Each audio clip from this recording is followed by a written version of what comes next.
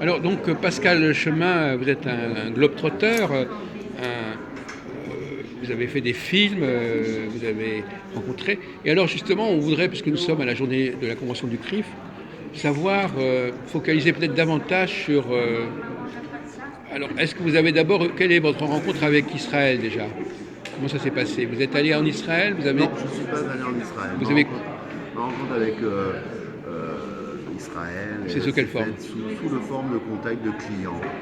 Le fait aussi que j'ai été obligé de prendre partenariat avec le rabbin de Marseille pour pouvoir organiser des mariages, Ouais. les Pâques juives que j'ai fait Mhm. par rapport au Golan, C'est la vie juive, oui, la c'est ça. vie juive avec tout ce que ça comporte, et étant dans la restauration aussi haut de gamme, accueillir ces personnes avec tout un savoir, la reconnaissance des cultures Oui, et des rites tout simples, absolument, voilà, oui. le respect des personnes.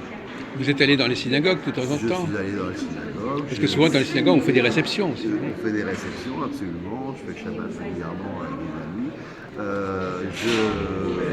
À chaque fois, je vais trois fois par an à peu près à New York, je vais sur la tombe du Rabbi, voilà, Le rabbi des Lubavitch. Lubavitch. Et pourquoi? Parce que vous êtes, vous êtes concerné, vous êtes en... Non, parce que ça fait partie d'un échange de culture, c'est tout. J'ai voyagé dans 68 pays, Oui? pas dans les hôtels de luxe, pas en tant que touriste, en tant que personne lambda, ou à travailler, ou être en contact avec les populations. J'ai toujours respecté les populations de quelque pays que ce soit, et en tirer le maximum. C'est-à-dire l'apprentissage de la vie se fait avec les échanges culturels de chacun, Oui. de sa méthode de vie, de son ressenti, Vous vous imprégnez de tout cela, oui. de tout ça. Et ce Vous qui me nourrissez de permet tout cela. aujourd'hui d'être en pleine sérénité, je suis très heureux. On peut parler de toutes sortes de choses. J'ai une approche du monde qui m'effraie aussi parfois par rapport à ce qui se passe, à ce qu'on voit, ou l'ignorance de certaines personnes, et je leur en veux pas, mais c'est surtout l'ignorance, il faudrait expliquer avec des mots simples, Oui. les mots simples de la vie pour comprendre comment le fonctionnement, où on en est arrivé au jour d'aujourd'hui, avec tout ce racisme qui existe, mais c'est impensable. Ah, C'est impensable. oui. Pour moi, c'est impensable. On a eu des guerres très violentes, très saignantes. Si on reprend jusqu'aux croisés pour les chrétiens, pour les choses comme ça a été très dur. Mais aujourd'hui, on est quand même arrivé à une civilisation développée, on va dire ça comme ça. Et je pense que c'est dramatique de voir la réaction de certaines personnes vis-à-vis d'un être humain. D'une autre confession religieuse, d'une autre couleur de peau, d'une autre... Au sein même de la France, vous parlez au sein même d'une société? Oui, puisque moi j'ai vécu beaucoup à l'étranger, quand je suis rentré là en 2010 en France, j'ai pris un choc extraordinaire. Ah oui? Ah oui. Là, pour moi, les gens sont complètement ignorants et dans tous les partis, hein, on est tombé dans des extrêmes Oui. qui ne se contrôlent même plus. Les gens sont devenus un peu étrangers les uns aux autres. Étrangers, oui, étrangers complètement. Mais ça s'explique quand même, il y a des explications à ça. Alors il y a des explications, malheureusement, j'en tirerai des expériences, je veux dire, de souvenirs. Je vais vous prendre un exemple tout simple. Chez moi, j'ai été élevé dans une ferme. Dans une ferme, il y avait toujours une place au bout de la table. Le patriarche était là, en première table, mais après il y avait Pour celui qui débarquait comme ça. celui qui débarquait, que ce soit le curé, que ce soit quelqu'un qui venait chercher du travail. Moi, je me souviens toujours, mon grand-père, j'ai vu le faire, il disait petit, assis-toi, mange une soupe avec nous, on va parler après. Voilà, c'était le truc comme ça.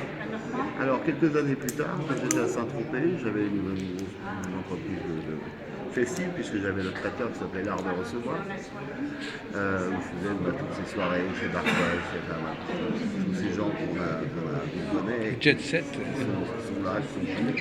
Comme là, le décès de Johnny, on aime ou on n'aime pas. Mais Ah bah oui. j'allais à la Lorana, j'ai fait des soirées, bon. Et j'ai voulu fonctionner de la même manière. En fin de compte, je me suis retrouvé au tribunal de grande instance. Vous comprenez? Un jour, j'étais fermé. On était fermé parce qu'on a fait une... C'était jeudi 1er juillet, je me souviens tout le temps. Et on était fermés et les personnes, il y avait quelques personnes, il y avait le pâtissier qui était là, il y avait, on était en train de manger, rideau tiré du restaurant et de la cuisine et du traiteur, et j'avais un stagiaire belge qui arrivait de Belgique. Pareil, assieds-toi, mange, on va regarder tes papiers après. Et tout. Le garçon venait faire 12 heures de train, enfin bon, j'avais pas. Enfin bref. Une fille qui travaillait en extra, qui était sur mes livres de paie, couchée, enfin bref. Et la police arrive, le contrôle, je passe les détails. Ignorance de nos gens, parce que j'avais un Comorien qui travaillait, qui faisait partie des Comores françaises, qui travaillait avec moi à Courchevel au Belco depuis longtemps et qui m'a suivi lorsque j'ai monté cette affaire. On m'a dit que j'ai employé des travailleurs non illégaux, non déclarés, enfin je passe ces détails. Donc l'évolution a été faite comme ça. Moi je suis allé travailler dans les vignes avec mes parents pour me faire une pièce, j'allais travailler chez les autres aussi.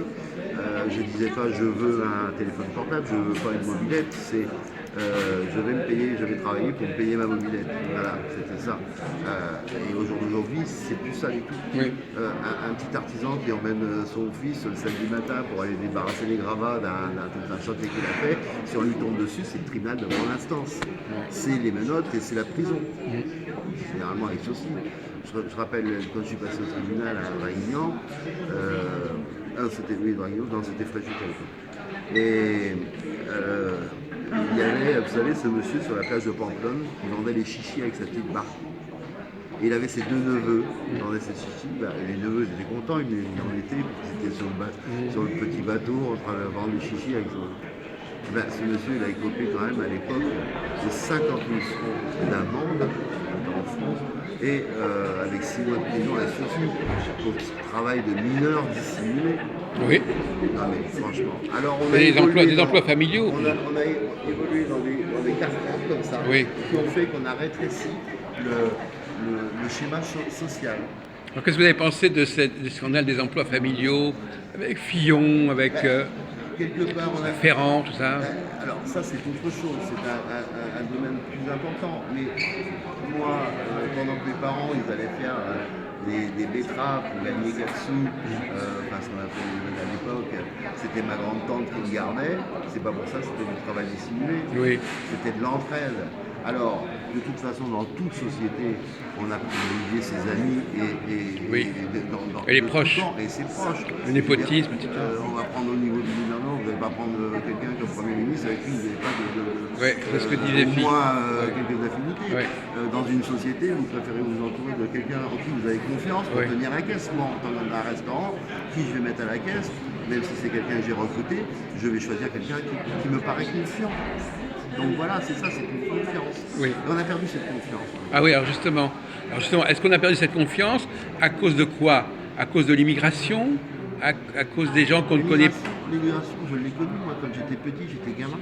Moi, j'ai connu les Espagnols qui venaient en France. Je me marre maintenant, parce qu'après, moi, je suis allé travailler à Gibraltar. Alors, c'est encore pire, Gibraltar, vous imaginez. Je travaillais à Gibraltar. Donc finalement, vous pouvez nous expliquer d'où vient, je ne sais pas, vous n'êtes pas sociologue, mais enfin, non, je suis pas sociologue. Comment peut-on expliquer cette évolution de la société française, des mentalités? Quel est le facteur qui a perturbé, qui a modifié le comportement et l'attitude? L'enfermement. Je vais vous dire, il y a un premier phénomène qui est très simple. Tout à l'heure, on parlait Shabbat. Shabbat, quelles que soient nos activités tout au long de la semaine, du mois, on se retrouve à un moment donné pour partager. D'accord, autour d'une table, d'un repas. On échange. On est d'accord, on n'est pas d'accord, on a des opinions. C'est un ensemble de choses. Il y a les jeunes, les anciens, il y a toute une série de choses. En France, on a perdu ce système. On a donné 5 francs ou 10 francs aux gamins pour aller au McDo, pour pas s'occuper de lui faire à manger, il mange sur la table du salon avec la PlayStation, avec le machin. Il n'y a plus ce respect. Se retrouver autour d'une table avec les anciens, de donner ses idées. Et il y a eu une perte totale de repères. Oui. Et il n'y a plus de transmission. Il n'y a pas de transmission dans le respect à la fois du savoir, du vouloir et du pouvoir. C'est-à-dire qu'est-ce que je peux faire, qu'est-ce que je peux faire. Et là, il faut être accompagné par les anciens pour savoir. Mais quand on est tout seul, quand on est un gamin de 12 ans, 13 ans, 14 ans, si on n'a pas un repère, un appui, on est perdu. Vous pensez que c'est par exemple c'est le fait que il y a beaucoup de familles monoparentales, des choses comme ça, qui peuvent Je expliquer pense ça? que ça, moi, j'ai Beaucoup deux de enfants. divorces, J'ai deux enfants Oui. avec deux femmes différentes et tout se passe très bien.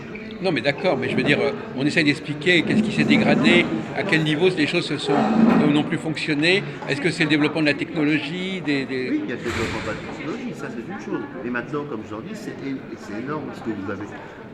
À mon époque, il fallait se déplacer, il fallait aller chercher, il fallait voir, il fallait regarder dans les livres.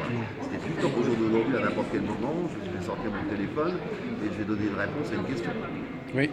Et avec des commentaires. Donc avec Ah oui, c'est comme par exemple le GPS. Par exemple, maintenant, à Paris, avant, les gens demandaient leur chemin. Maintenant, les touristes, ils ont leur système, ils vous demandent plus rien. il n'y a plus de contact. Il y a Voilà. plus de- Et c'est parce que, justement, Il ils y a passent le par le genre, téléphone ça. portable. Et là-dedans, il y a toutes les informations. Quand ils veulent savoir quelque chose, ils n'ont plus besoin de demander à quelqu'un. Par contre, comme je dis, moi, dans mes amis, sur Facebook, sur ce que vous voulez, 87-18% de personnes qui sont dedans, ce sont des gens que je connais, où j'ai partagé quelque chose, Oui. où on s'est embrassé, Oui. on a partagé un repas, où on a discuté Oui, en c'est ça. visu, en touché, en réel. Oui, c'est le charme de Facebook, ça, oui. Alors, il y a des gens qui ont des milliers de personnes, mais ils ne Par connaissent contre, pas. non, oui. Voilà. Moi, j'en ai 580, je crois. C'est pas mal. Et Et ça, ceux-là, ça- c'est les gens que chacun vous le connaissez, On vous se savez. connaît personnellement, Ouais. de visu, de choses, Voilà. on s'échange. Oui. Alors, c'est vrai que j'en ai partout dans le monde. J'ai reçu un texto tout à l'heure d'une personne qui était à Saint-Martin.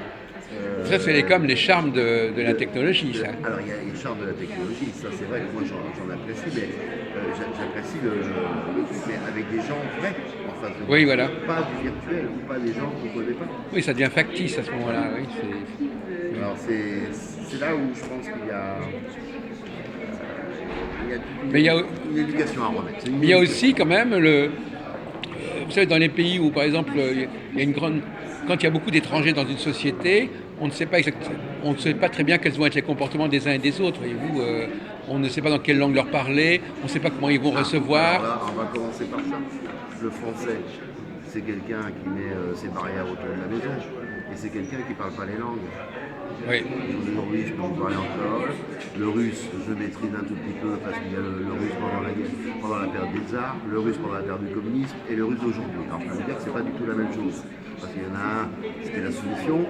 Le deuxième, on ne possède rien. Et le troisième, on se libère.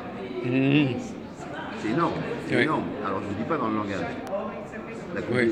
La conjugaison des choses en fonction de avec qui vous parlez. Là, c'est Oui. énorme. Je parle de ça. Anglais, évidemment, la base, espagnol, un peu de portugais, un peu d'arabe. C'est quand même extraordinaire. oui. Et aujourd'hui, ne serait-ce que l'anglais, on le connaît pas. Enfin, il y a que. Mais il y a aussi la crise de l'intégration, ce qu'on appelle la crise de l'intégration des éléments nouveaux qui ne comprennent pas les valeurs locales, etc. Enfin, ouais. Qui fait que, par exemple, moi je me souviens, dans ma jeunesse, on avait des complicités entre des passants, des gens qu'on ne connaissait pas. Et maintenant, comme vous dites vous-même, avant, même les gens qu'on ne connaissait pas, on les connaissait quelque part parce qu'on savait comment ils allaient réagir. Aujourd'hui, c'est quelqu'un qu'on ne connaît pas, on ne sait pas s'il est du même bord que nous, ou s'il est... Moi, je me pose pas de questions. Par exemple, j'ai vécu à Saint-Martin. Saint-Martin, c'est une île. Oui, on en a parlé récemment d'ailleurs. On en a parlé assez, je veux dire, malheureusement. Et on a 80, on avait à l'époque 98 nationalités représentées. Ouais. On ne s'est jamais posé de questions. On ne s'est pas jamais posé de questions. Oui. Quand je suis rentré en France, en métropole, j'ai pris une claque. Et je ne vous dis même pas la claque que j'ai prise. Mais toutes les sociétés ne fonctionnent pas de la même manière. En Israël, les gens n'ont pas le même type de relation qu'en France, par exemple. Donc, si vous voulez, voilà, le modèle français de telle époque n'est pas transposable dans tel autre pays, etc. Par exemple, dans les pays où les gens n'ont pas de langue commune, ils se débrouillent autrement.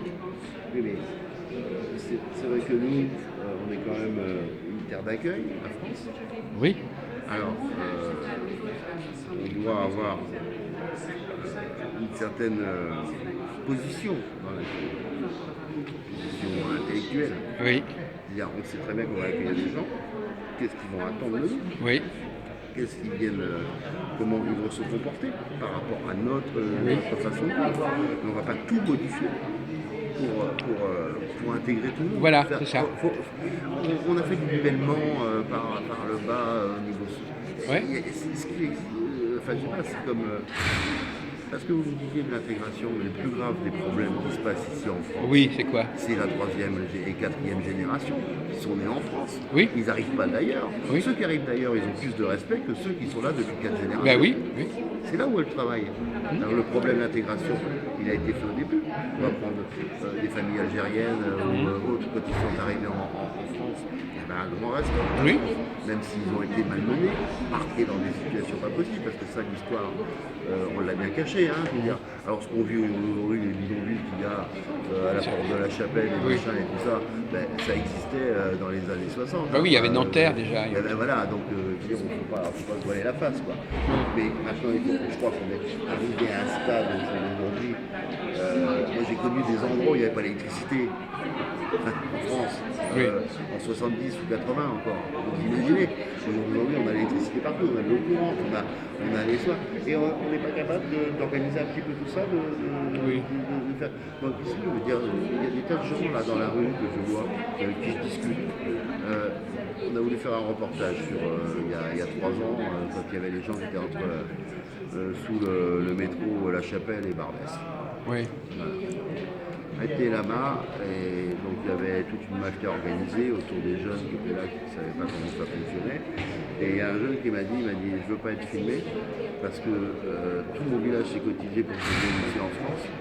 Je suis plus malheureux ici que si j'étais resté à cultiver mes mines et puis aller à la pêche de temps en temps. Ouais. Voilà. Donc c'est grave quand même. Ben oui, mais on ne s'intègre pas si facilement que ça non plus. Et Hein. on retombe dans le système de l'esclavage.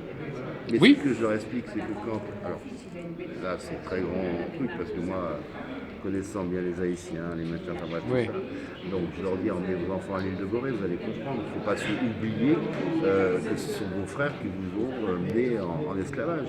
Oui. Et que, moi, excusez-moi, mais bon, je veux dire, les Portugais, les Hollandais, les Français, les Espagnols, c'était des marchands. Hein, ils venaient avec leur bateau, ils achetaient une marchandise. Alors maintenant, c'est un peu vulgaire ce que je suis en train de dire, et c'est même choquant au jour d'aujourd'hui, mais à cette époque, pour eux, c'était pas choquant. Comme ils auraient chargé des antilopes, ou malheureusement des êtres humains, ils ne faisaient pas la différence. Oui. Bon, maintenant, je pense qu'au jour d'aujourd'hui, on a quand même évolué, mais on est en train de refaire la même chose.